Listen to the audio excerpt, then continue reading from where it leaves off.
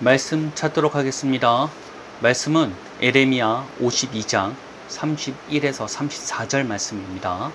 말씀은 에레미야 52장 31에서 34절 말씀, 우리가 한 목소리로 읽도록 하겠습니다. 유다왕 여호야긴이 사로잡혀간 지 37년, 곧 바벨론의 에월무로닥 왕의 즉위 원년 12달 25째 날, 그가 유다의 여호야긴 왕의 머리를 들어주었고 감옥에서 풀어주었더라. 그에게 친절하게 말하고 그의 자리를 그와 함께 바벨론에 있는 왕들의 자리보다 높이고 그 제수의 의복을 갈아입혔고 그의 평생 동안 항상 왕의 앞에서 먹게 하였으며 그가 날마다 쓸 것을 바벨론의 왕에게서 받는 정량이 있었고 죽는 날까지 곧 정신토록 받았더라. 아멘. 오늘 선포하고자 하는 메시지는 하나님의 뜻대로 순종합시다 라는 말씀으로 말씀을 선포하고자 합니다. 오늘 우리가 읽은 본문은 에레미야서의 마지막 부분입니다. 그리고 이 마지막은 바벨론에 끌려갔던 여호야긴에 대한 내용으로 끝을 맺게 됩니다. 그는 37년이라는 세월 동안 감옥에 갇혀 있다가 풀려나서 바벨론 왕의 친절을 받게 됩니다. 그는 왕과 함께 음식을 먹으며 죽을 때까지 바벨론 왕이 주는 생활비를 받아가며 살았다고 합니다. 포로로 끌려갔던 유다 백성들은 자신들의 왕에 대한 이러한 처우로 인해서 회복에 대한 희망을 갖게 되었을 것입니다. 이런 여호야긴 왕의 모습을 보면 사실 시드기야 왕이 생각납니다. 그는 굉장히 여호야긴 왕과는 상반된 인생을 살게 됩니다. 시드기야 왕은 포로로 끌려가 자신이 보는 앞에서 아들들이 처형당하는 모습을 보아야 했습니다. 그리고 두 눈이 뽑힌 후에 죽을 때까지 감옥에 갇히게 되었습니다. 정말 삶의 마지막이 비참했던 것입니다. 그런데 여기서 혼란을 느끼는 분들이 계실 것입니다. 시드기야 왕도 왕이고 여호야긴 왕도 왕인데 어떻게 왕이 두 명이나 있을지 생각하실지 모르겠습니다. 이를 위해서 간략한 배경을 이해하는 게 좋을 것 같습니다. 남유다는 바벨론의 침공을 총 3번 받았습니다. 첫 번째 침공을 통해서 남유다는 바벨론의 속국이 되었습니다. 그러나 남유다는 바벨론에 대한 반란을 일으키죠. 그래서 두 번째 침공이 일어나게 됩니다. 이 침공을 통해서 여호야긴 왕은 왕이 된 지 3년이 얼마 지나지 않아서 바벨론의 포로로 끌려가게 됩니다. 그리고 바벨론은 여호야긴 왕의 삼촌 시드기야를 남유다의 왕으로 세우게 됩니다. 그러나 시드기야 왕 역시 바벨론에 대해서 반란을 일으켰고 세 번째 바벨론의 침공이 일어나게 됩니다.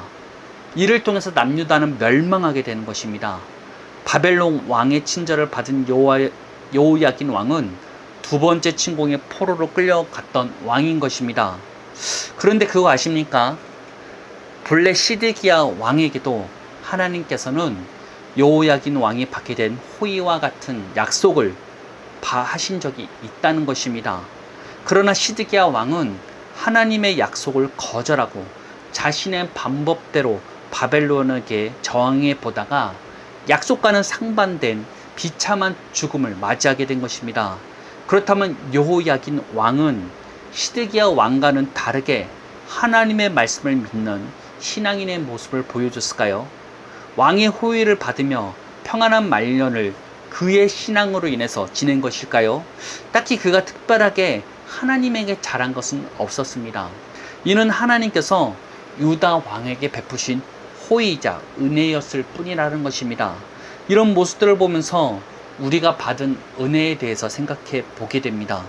우리가 하나님께 받은 은혜는 우리가 무엇인가 잘해서 받은 것이 아니라는 것입니다. 전적인 하나님의 호의와 사랑이 있었기에 우리에게 주어진 은혜라는 것입니다.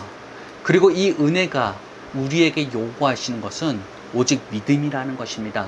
분명 구 언약에서는 하나님께서 이스라엘 백성에게 율법을 지켜 행할 것을 요구하셨습니다. 이런 순종을 통해서 하나님께서는 이스라엘 백성 사이의 언약을 유지되는 것이었습니다. 그러나 예수 그리스도를 통해서 맺게 된 새 언약에서는 요구하는 것이 믿음이라는 것입니다. 믿음의 순종을 통해서 하나님과 맺은 언약이 유지되는 것이라는 것입니다. 새 언약은 구 언약과 다르게 우리가 하나님의 뜻대로 살 수 있는 길을 열어주었습니다. 하나님께서는 우리에게 새 영을 주어서 부드러운 마음을 허락할 뿐만 아니라 하나님의 율법을 지켜 행할 수 있게 될 것이라고 약속하였습니다. 그 말은 우리가 하나님의 뜻대로 살 수 있는 길을 하나님께서 주도하시는 것이지 우리 스스로 하나님의 말씀을 지키는 것이 아니라는 것입니다. 새 언약은 부드러운 마음을 소유하게 하고 율법을 지켜 행하는 사람, 즉 하나님의 뜻대로 살 수 있는 삶이 가능하도록 만드는 것입니다. 믿음은 우리가 하나님의 약속대로 하나님의 뜻대로 살 수 있는 능력을 허락해 주는 것입니다. 이런 믿음이 하나님께서 우리에게 요구하시는 것이라는 것입니다. 그런데 이러한 하나님의 요구 조건과 다르게 내 스스로의 의로 하나님의 말씀을 지키고자 하며 하나님의 뜻대로 살아보겠다고 하는 것은 우리에 대한 완벽한 전문가가 되시는 하나님을 무시하는 것과 마찬가지라는 것입니다. 우리는 무슨 문제가 생기면 그 문제에 대한 전문가를 찾아가기 마련입니다. 병이 들면 의사를 찾아가고 기계에 문제가 생기면 그 기계의 공급자를 찾아가게 되어 있다는 것입니다. 그리고 우리가 찾게 된 그 전문가는 그 분야에 대한 권위자이기 때문에 그가 하는 말을 그대로 따르려고 합니다. 만약에 자신의 판단과 생각으로 고집을 부린다면 우리는 전문가의 도움을 받지 못하는 것은 당연한 일이겠죠. 그와 같이 하나님께서는 우리에 대한 완벽한 전문가가 되신다는 것입니다. 우리를 창조하실 뿐만 아니라 우리가 구원받을 수 있는 길을 계획하시고 계시기에 우리에 대한 완벽한 권위를 가지고 계신 분이 하나님이시라는 것입니다. 그렇기 때문에 우리는 우리에 대한 가장 완벽한 전문가이자 권위자가 되시는 하나님의 말씀을 따라야 한다는 것입니다. 인간은 아무리 전문가라 할지라도 실수를 할 수가 있죠. 그러나 하나님께서는 절대 실수하지 않으시는 하나님이 되신다는 것입니다. 우리에 대한 최고 전문가인 하나님의 말씀대로만 따른다면 우리는 하나님께서 약속하신 것들을 취할 수가 있게 된다는 것입니다.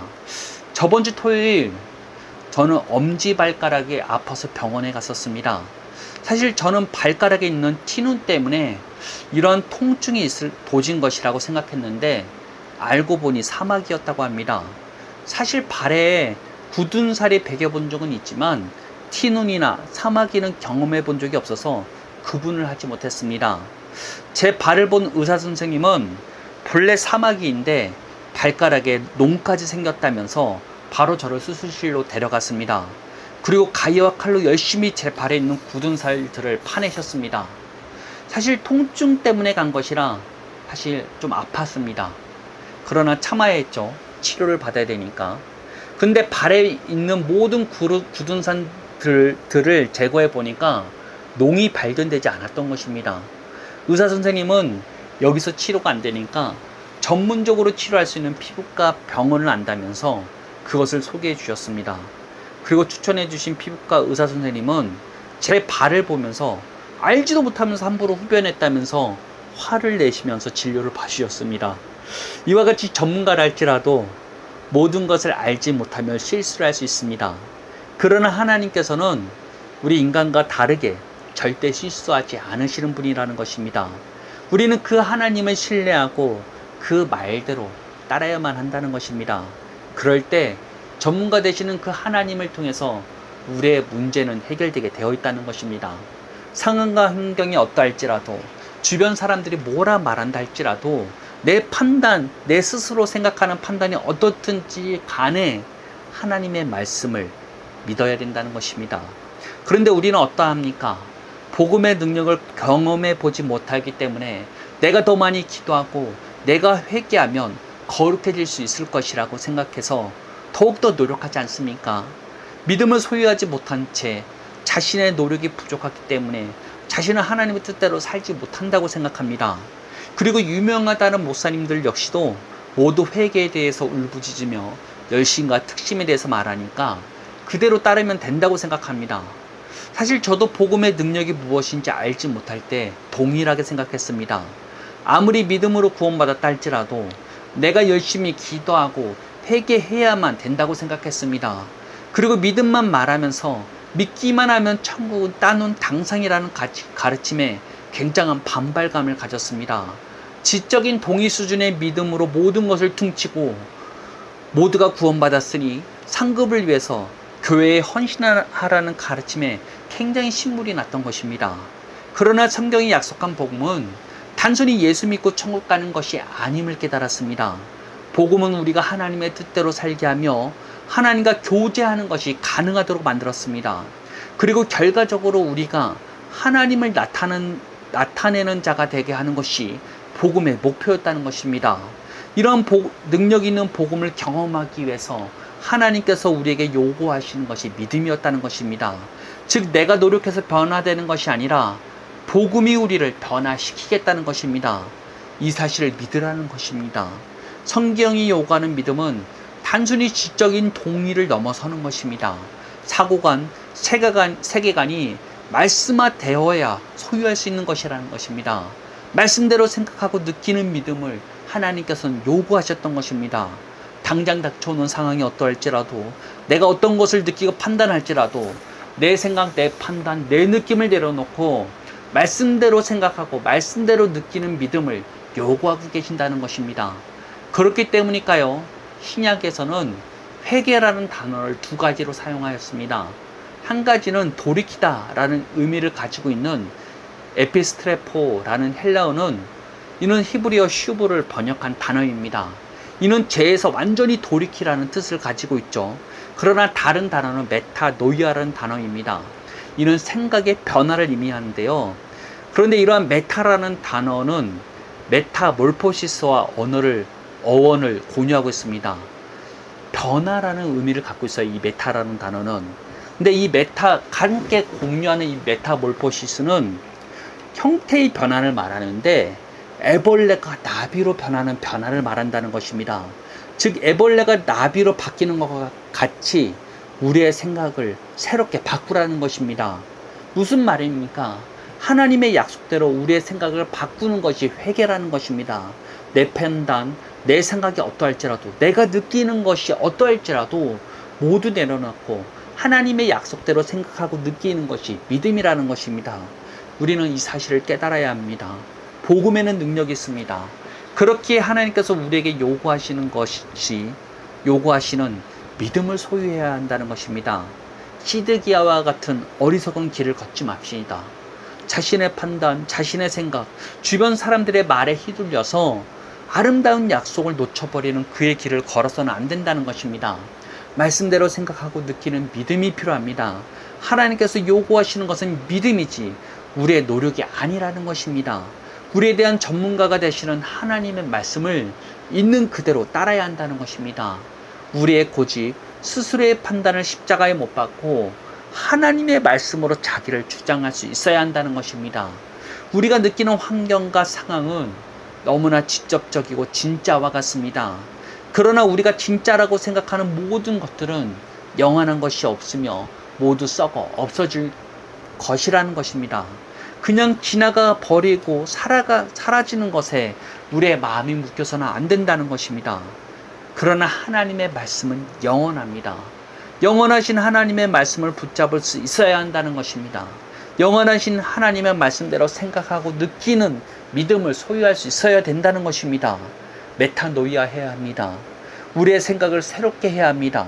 그것이 우리에게 필요한 회개이자 하나님께서 요구하시는 믿음이라는 것입니다. 그것을 취하시길 바랍니다. 우리에게 약속되어진 아름다운 약속을 놓치지 맙시다. 내 생각, 내 판단을 내려놓고 우리에 대한 최고의 전문가 되시는 최고의 권위를 가지고 있는 하나님의 뜻에 따릅시다. 그럴 때 하나님께서 약속하신 대로 우리는 하나님의 뜻대로 살아갈 수 있는 능력을 얻게 되는 것입니다.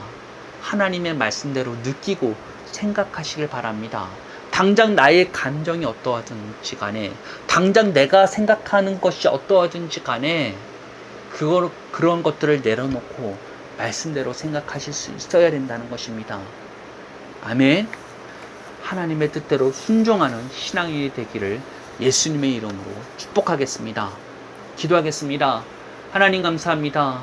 우리는 여호야긴 왕과 시드기야 왕을 통해서 하나님의 은혜에 대해서 생각해 보았습니다. 자신의 노력과 자신 스스로의 의지로는 하나님께 도달할 수 없음을 믿습니다. 우리에게 값없이 주어진 그 은혜, 하나님의 전적인 호의와 사랑으로 주어진 그 은혜를 믿을 때 하나님의 놀라운 사랑과 은혜를 우리가 경험할 수 있게 됨을 우리가 깨달았습니다. 우리에게 주어진 복음은 말로만 천국 가게 하는, 말로만 거룩하게 하는 것이 아닌 실제로 우리가 하나님의 뜻대로 살 수 있게 하는 능력을 가지고 있습니다. 우리가 그 사실을 믿고 믿음으로 반응하겠습니다. 우리가 우리의 생각을 이제는 새롭게 하겠습니다. 하나님의 말씀대로 생각하고 느끼는 자가 되겠습니다. 우리를 그와 같이 이끌어 주옵소서. 복음의 능력을 경험하는 자가 되게 하여 주옵소서. 내 스스로의 의지, 내 스스로의 의를 의지하는 자가 되지 않게 하여 주시고 오직 하나님의 은혜만을 의지할 수 있는 우리를 되기 원합니다. 주님, 이 말씀을 듣는 모든 자들이 이러한 은혜를 경험할 수 있게 하여 주옵소서. 새 언약이 무엇인지를 깨달을 수 있게 하여 주옵소서.